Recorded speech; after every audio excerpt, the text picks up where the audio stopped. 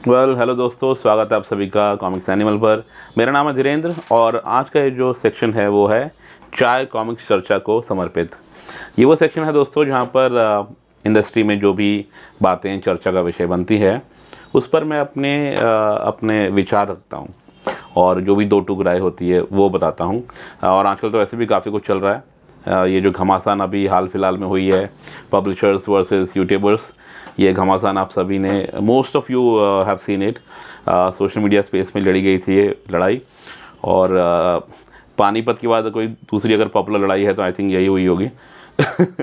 सो दोस्तों, इससे हुआ क्या कि एक नकारात्मकता का माहौल बन गया। बहुत छोटी सी कॉमिक्स कम्युनिटी है हमारी और ऐसे में भी इतनी नेगेटिविटी का होना थोड़ा सा खलता है।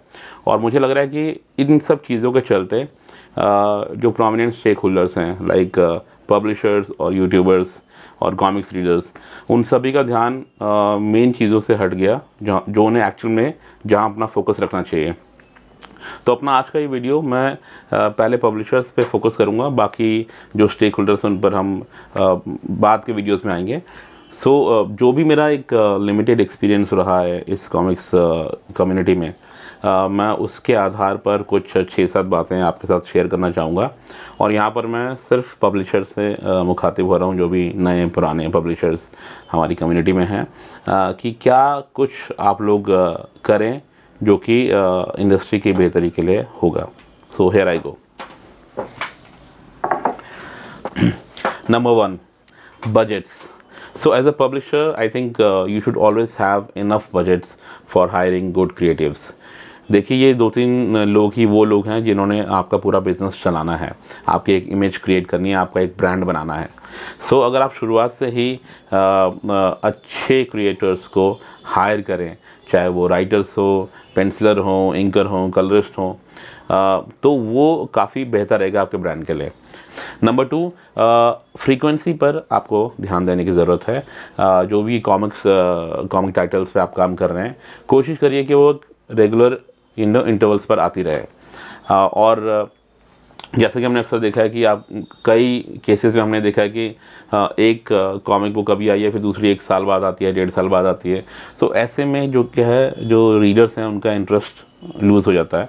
They know longer feel connected with the story. और जो जब तक सेकंड पार्ट आता है वो फर्स्ट पार्ट भूल चुके होते हैं, फिर उनको फर्स्ट पार्ट भी रिवाइज करना पड़ता है। सो इट्स क्वाइट टास्क, और आपका काम बढ़ रहा है रीडर का, कम नहीं हो रहा है।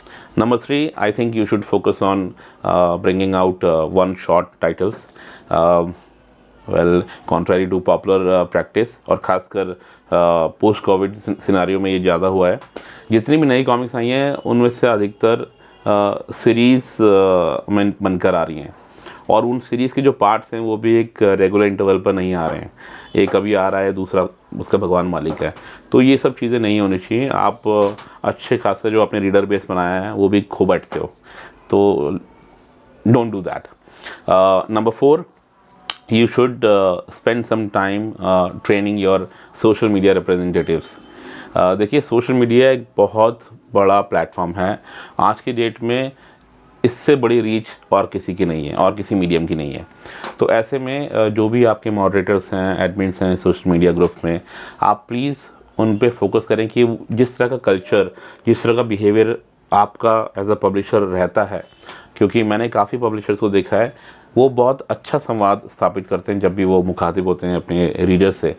सो वही कल्चर, वही वैल्यूज़, वही सीरियसनेस अगर वो अपनी टीम में भी इनकलकेट करें, सो आई थिंक बहुत अच्छा रहेगा उनके ब्रांड के लिए और उनके जो भी ख्याति है as a comics publishing house, उस बात के लिए। So please focus on that. Number 5, be open to constructive criticism.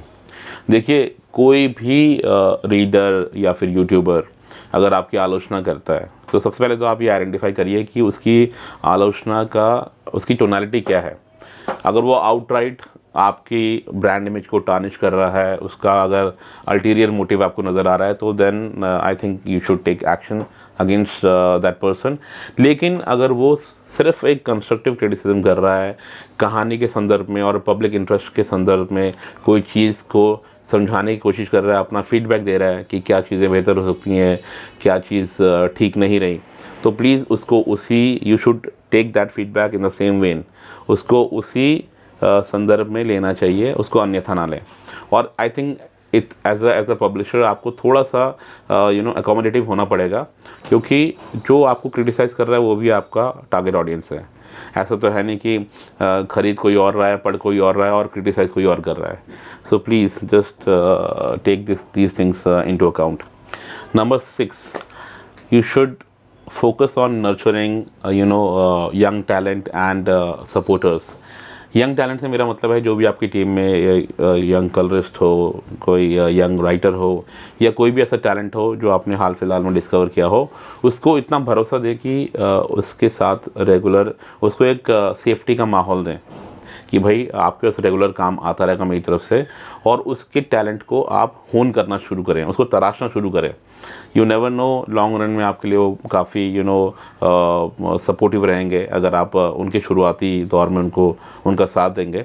और दूसरा फ़ायदा ये होगा कि आपके पास एक स्टेबल टीम बन जाएगी जो आपको लंबे टाइम तक हेल्प करेगी। और सपोर्टर से मेरा मतलब ये था कि जो भी आप फैन बेस जुटा पाते हैं अपने कार्यकाल के दौरान, वो तो आपका कैप्टिव ऑडियंस होना ही चाहिए, क्योंकि इन्हीं लोगों ने और लोगों को भी जोड़ना है।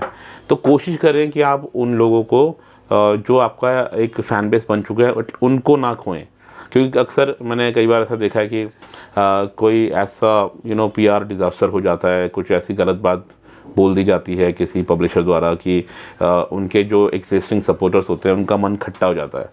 So please be very very careful, be watchful of what you say, be aware of the fact as to how your team members are talking to your fans, your readers।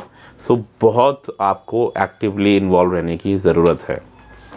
And last but not the least, number 7, आपने जो investment किया है उसका जो ROI आप expect कर रहे हैं उसके बारे में थोड़ा सा रियलिस्टिक हो जाइए, and be a little practical also. What I want to say is, do not expect to break even so soon। और जो आपका ROI है, जो भी आपकी अर्निंग्स होती हैं इस कॉमिक्स मेकिंग बिजनेस के द्वारा, उस पर आप थोड़ा सा जल्दबाजी ना करें। अगर आप इसमें कूद रहे हैं तो थोड़ा सा टाइम और रिसोर्सेज को एक मार्जिन बना के चलें, क्योंकि बहुत जल्दी बहुत कुछ नहीं होने वाला है। It's a time taking process and at times it can be discouraging also. So please evaluate all the pros and cons before jumping into it. So फिलहाल आज के लिए मैं इतना ही कुछ बोलूँगा। जो बाकी 2 इंपॉर्टेंट स्टेक होल्डर्स हैं, which is the comics readers and YouTubers, मैं उनके ऊपर भी बात करूँगा, but that will follow in the upcoming videos. आज के लिए बस इतना ही, जल्दी मिलता हूँ, गुड बाय।